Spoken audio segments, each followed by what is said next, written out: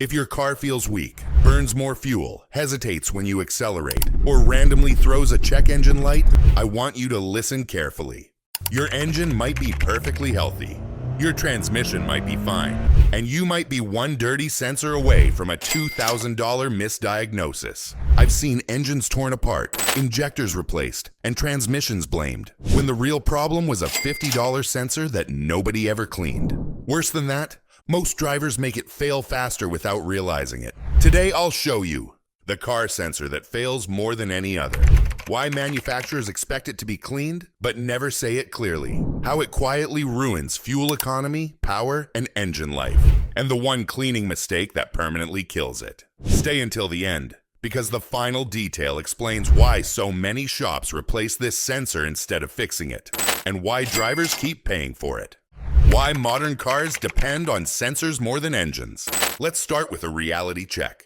Modern cars don't run on fuel and air alone. They run on data. Your engine control unit doesn't guess. It calculates everything using sensors: fuel delivery, ignition timing, transmission shifting, emissions control. And one sensor sits at the center of all of it. When it lies, everything else goes wrong. The sensor that fails the most, the mass airflow sensor, MAF. Let's name it. The mass airflow sensor, or MAF, is the most failure-prone sensor in modern vehicles. Not because it's poorly designed, but because of where it lives and what it measures. The MAF sensor sits directly in the intake airstream, usually right after the air filter. Its job is simple, but critical. Measure exactly how much air is entering the engine. From that number, the ECU decides how much fuel to inject, how fast to shift, how much ignition advance to allow. If the MAF data is wrong, everything downstream is wrong. Why the MAF sensor fails so often. Here's what most drivers don't realize. The MAF sensor is exposed to all incoming air, constantly heated, extremely sensitive. Inside the sensor is a tiny heated wire or film element. That element must stay perfectly clean. Even a thin layer of contamination can skew airflow readings, cause lean or rich conditions, confuse the ECU, and guess what contaminates it? The silent killers of the MAF sensor.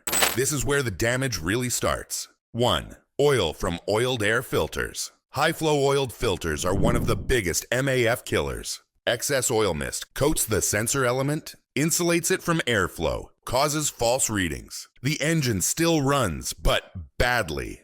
2. Dirt bypassing cheap air filters. Low quality or improperly sealed air filters allow fine dust, road debris, pollen. That debris sticks to the hot sensor wire. 3. Oil vapor from the PCV system. Even with a factory air filter, oil vapor from the crankcase ventilation system slowly coats the sensor. This happens on every engine. The only difference is how long it takes. What a dirty MAF sensor actually does to your car. Here's why this sensor causes so much chaos. A dirty MAF doesn't usually fail completely. It fails gradually. That's what makes it dangerous. Common symptoms include sluggish acceleration, poor fuel economy, rough idle, hesitation at light throttle, hard starts, random stalling, and the check engine light. It may come and go, never appear at all. So drivers chase ghosts. Why this turns into expensive repairs. Here's where psychology comes in. When a car feels weak, shifts oddly, burns more fuel, drivers and shops assume fuel system problem, transmission issue, engine wear. I've seen throttle bodies replaced, fuel injectors cleaned, oxygen sensors changed, transmission software updates sold, when all that was needed was a $10 can of cleaner and 10 minutes. Quick question for you. Have you ever replaced parts trying to fix a hesitation or MPG issue? Comment YES or NO. Why the ECU gets confused and makes everything worse. The ECU trusts the MAF sensor. When airflow data is wrong, the ECU adjusts fuel trims, changes ignition timing, alters transmission behavior. Over time, it learns bad data. That's why symptoms often get worse gradually, come back after repairs, disappear temporarily. The car isn't broken, it's being lied to. Why many shops replace the MAF instead of cleaning it. This part matters. Cleaning a MAF sensor takes time, requires care, doesn't guarantee instant results. Replacing it is fast, is profitable, looks professional. But here's the truth. Most MAF sensors are not dead. They're just dirty. Replacing a dirty sensor without fixing the cause, new sensor gets contaminated again. Problem returns. Customer pays twice. The one cleaning mistake that kills the MAF instantly. This is critical. Never touch the MAF sensor element. Not with fingers, cotton swabs, brushes, compressed air. The element is fragile. One touch can break it, scratch it, ruin calibration. I've seen brand new sensors destroyed during cleaning. If that happens, replacement is the only option. What manufacturers quietly recommend, but don't emphasize. Most service manuals don't scream this, but it's there. Manufacturers expect periodic intake inspection, proper air filter sealing, sensor contamination management. They assume OEM air filters, no overoiled filters, normal driving conditions.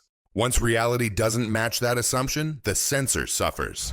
Why this sensor fails more now than 20 years ago. Modern engines pull more air, run tighter tolerances, rely more heavily on sensor accuracy. Small errors that didn't matter in older cars now cause drivability issues, emissions failures, MPG loss. That's why this problem is more common today. The only safe way to clean this sensor, step by step. Now let's talk about what actually works. The method long-time mechanics use on their own cars, not what gets rushed at shops. If you remember nothing else from this video, remember this. Cleaning a MAF sensor is about restraint, not aggression. Step 1. Disconnect the battery. Optional but smart. This isn't required on all cars, but it prevents accidental shorts. ECU confusion during cleaning. It also forces the ECU to relearn airflow once the sensor is clean. Step 2. Remove the MAF sensor carefully. Unplug the electrical connector. Remove the mounting screws. Gently pull the sensor straight out. Do not twist it. Do not drop it. This sensor is more fragile than it looks. Step 3. Use the right cleaner. Nothing else. This is where most people destroy the sensor. You must use MAF sensor cleaner only. Not brake cleaner, carb cleaner, throttle body cleaner, compressed air. Those products are too aggressive and leave residue. MAF cleaner evaporates cleanly and safely. Step 4. Do not touch the sensor element.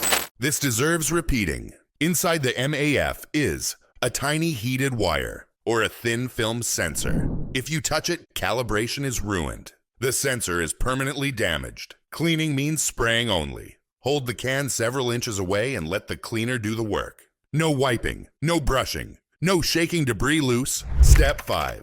Let it air dry completely. This is critical. Do not reinstall it wet. Do not use heat. Do not rush. Give it at least 10 minutes. Reinstalling too early can short the sensor internally. Step 6. Reinstall and let the ECU relearn. Once reinstalled, start the engine. Let it idle for a few minutes. Drive gently at first. The ECU will adjust fuel trims based on the new accurate airflow data. This is when many drivers feel smoother idle, better throttle response, improved MPG, sometimes immediately. How often this sensor should be cleaned. This is the part manufacturers don't clearly state. General guideline. Every 30,000 to 50,000 miles. More often if you use oiled air filters. Drive in dusty conditions. Do mostly city driving. Cleaning it too often isn't helpful. Ignoring it entirely is expensive. How to tell if cleaning is enough or if it's already dead. Here's the honest truth. Cleaning works if no permanent fault codes remain. Engine behavior improves. Fuel trims return closer to normal. Cleaning won't fix internal electrical failure, broken sensor elements, water intrusion damage. If cleaning does nothing, replacement may actually be necessary. But clean first, always. The one habit that makes this sensor fail again. This is the cycle most drivers never break. Overoiled aftermarket air filters.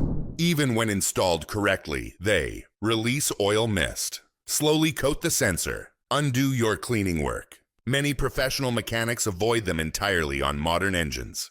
Paper filters protect sensors better, period. Why cleaning this sensor feels like magic?